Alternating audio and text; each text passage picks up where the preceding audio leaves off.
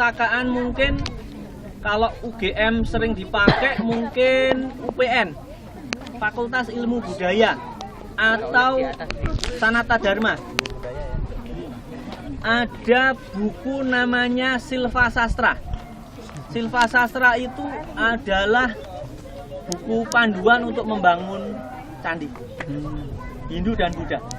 Bagaimana caranya, butuh kadang-kadang ya pokoknya ini namanya kan mandala. Mandala itu seperti center, jadi satu berpusat di tengah, orang bisa naik dari berbagai arah. Ini ya mungkin ini inspirasinya Gus Dur untuk bilang pluralisme dan sebagainya. Jadi dari banyak tempat kita bisa menuju ke satu titik. Jadi dalam Silva Sastra itu misalnya ada patung Buddha seperti ini toh. Ini dibuat sesaji dulu. Terus yang mahat itu katanya setengah sadar. Jadi kayak mabuk gitu dia memahat, jadi benar-benar di luar kemampuan manusia katanya. Ya wallahu alam kan. Tapi di dalam buku itu seperti itu. Sekali lagi tidak boleh duduk. Nanti yang dimari Pak Satpam saya. Nah kalau kayak Mbak itu boleh dibawa. Dapat pembelaan ya. Kasih. Kalau Mbaknya boleh ya. Oke, gitu. Tanya. Tanya Pak. Kalau patung yang di sebelah ini kan konon namanya patung Salomon. Ya. Itu kalau kaitannya dengan teori Fahmi Bahasa Sulaiman. Jos ki Jon. Neng ndi mau? Ya, jadi teori Fahmi Bahasa itu sampai sekarang orang udah bilang masih teori gotak gatuk. Nyambung-nyambungin aja. Iya. Jadi kalau Solomon itu kurang, Mas. Karena dia sekarang ya, kenapa orang bisa puas ke Mahkamah Konstitusi? Karena memang di Mahkamah Konstitusi itu orang bisa benar-benar puas, segala sesuatu itu bisa memberikan data-data yang sangat lengkap. Jika apa? Kalah menang mereka akan puas. Karena apa? Semuanya data lengkap. Sementara ini Fahmi Bahasa tidak bisa untuk diajak ini umurnya candi berapa, itu ada tulisan prasasti umurnya berapa dan sebagainya. Jadi kurang masuk lah Mas. Ya, Solomon. Bahkan saya setiap ada buku baru pasti saya dikirimi. Tapi sampai sekarang saya belum bisa menerima karena disiplin ilmu kan di kantor kita kan arkeologi, jadi ilmu pastilah. Ilmiah. Pak, dasarnya ini solid apa berongga ke dalam sampai Oke. Adik-adik di sini ada sekitar 10 sampai 12 lapis batu. Kita katakan 10 saja ya. 1 2 3 4 5 6 7. Ini bentuknya ya kotak, mungkin tebalnya setebal telapak kaki kita, telapak tangan kita. Oke. Terus yang ke-9, sampai ke-8 ya. Yang ke-9 itu sebesar tubuh kita. Oke. 9 berarti hampir terakhir. Nah, terakhir yang ke-10 kecil-kecil. Seperti apa? Besar, terus kecil-kecil.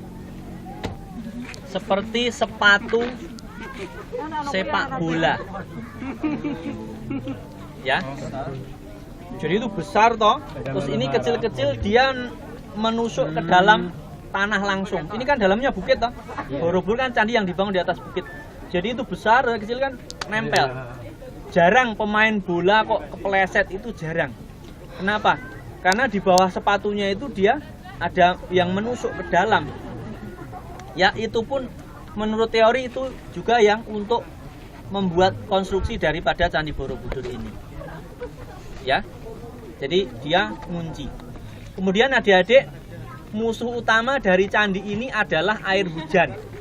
Meskipun gempa juga cukup merusak sih, tapi utamanya adalah air hujan. Jadi dulu yang diperhitungkan pertama kali agar candi ini bisa awet lestari adalah bagaimana hujan akan keluar. Seperti sistem pengairan di Bali, bukan sawah tapi rumah tangga.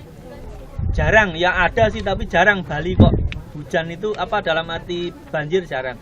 Adik-adik, batu yang kita injak atau Anda duduki itu, setiap nat batu, sambungan batunya itu diberi waterproof. Tanah liat, batu kapur, sama air. Dibuat adonan masing-masing harus tepat sepertiga bagian. Terus dioleskan pada setiap nat batu.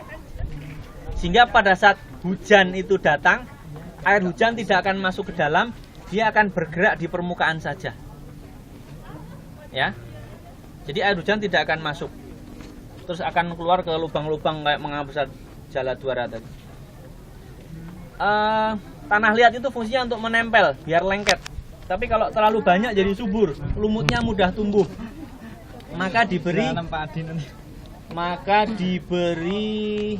batu kapur biar panas. Tapi kalau terlalu banyak batu kapurnya, otomatis kan meledak toh, pecah toh. Nah, maka air itu sebagai penyeimbang semua.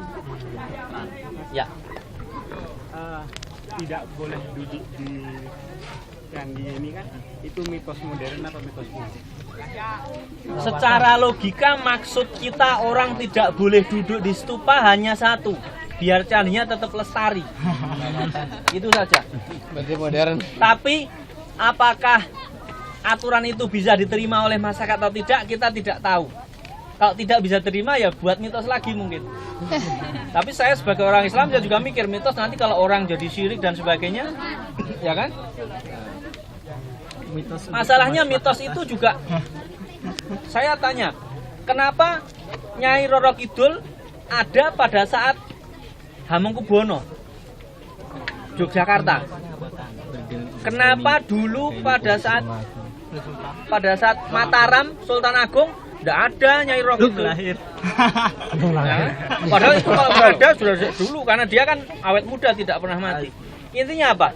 Pada waktu itu masyarakat itu masih sangat Islamis pada waktu Mataram. Tapi mungkin tidak tahu ya, orang mungkin di suatu tempat di mana mungkin ada Islamisasi. Sini pun juga ada Kristenisasi di masyarakat Islam. Mungkin Hinduisasi juga ada. Sehingga orang-orang secara politik Hindu mau masuk, dibuatlah mitos. Ya kan? Buat mitos ada itu dan padahal Nyai Roro Kidul itu kalau tidak salah dia adalah istri dari Dewa Baruna. Dewa Baruna itu ya dewa laut lah dalam agama Hindu. Jadi segala sesuatu itu politik itu semuanya halal lah katakan mungkin gitu ya. Ya. Ah, sip. Sholat yuk. Kita sudah kurang 20 menit ya. Ya, mari kita. Oke, gitu ya. Jadi kenapa Sultan 1 sampai ke 10 belum pernah naik haji? Sultan kaya loh. Ya kan? Boleh meninggalkan. Sultan itu kaya. Enggak, Sultan pernah keluar negeri. Sultan sering ke Jakarta. Apa ya? Masalah haji. Nggak dapat izin. Nggak kena sultan. Ini untuk mempertahankan kekuasaan. Islam yo Islam ning ojo banget secara visual. Biar apa? Agar abdi dalam yang benar-benar kejawen dia ndak pergi. Ya kan? Ya. Jadi secara politik apa-apa enak. Yuk kita